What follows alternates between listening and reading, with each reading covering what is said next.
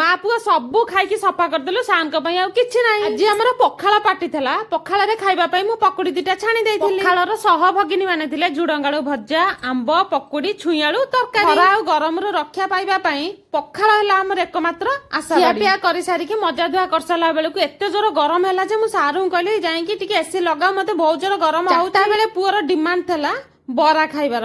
ମୁଁ ତ ବିରି ତିନ୍ତେଇ ନଥିଲି, ବରାଟା କରିବି କେମିତି? ମୁଁ ବିନା ବିରିରେ ବରା କରିବି। ଆପଣ ମାନେ ଭିଡିଓଟିକୁ ଶେଷ ପର୍ଯ୍ୟନ୍ତ ଦେଖନ୍ତୁ। ଯଦି ଭଲ ଲାଗିବ ତାହେଲେ ଗୋଟେ ଲାଇକ୍, କମେଣ୍ଟ, ସେୟାର, ସବସ୍କ୍ରାଇବ ନିଶ୍ଚିନ୍ତ। ଘରେ କିଛି ସାବୁ ଥିଲା ତାକୁ ନେଇଥିଲି। ଶୁଖିଲା ସାବୁ ନେବେ, ପାଣିରେ ଭେଦେଇବେ ନାହିଁ।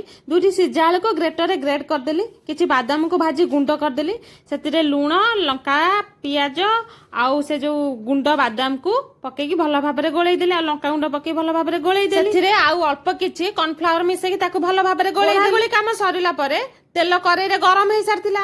ଗୋଟି ଗୋଟି କରି ସବୁ ବରାକୁ ଛାଣିଦେଲି। ରେଡି ହେଇଯାଇଥିଲା ସାବୁଦାନାର ବରା। ଟେଷ୍ଟି ଥିଲା ଯେ ମା ପୁଅ ବସି ବସି ଗୋଟି ଗୋଟି କରି ସବୁ ଖାଇଦେଲୁ। ସାନଙ୍କ କଥା ଟୋଟାଲି ମନେ ନଥିଲା। ମା ପୁଅ ଖାଇକି ପୁରା ସଫା କରିଦେଲୁ। ସାନଙ୍କ ପାଇଁ ଆଉ କିଛି ବି ନଥିଲା। ନମସ୍କାର, ଜୟ ଶ୍ରୀରାମ, ଜୟ ଜଗନ୍ନାଥ।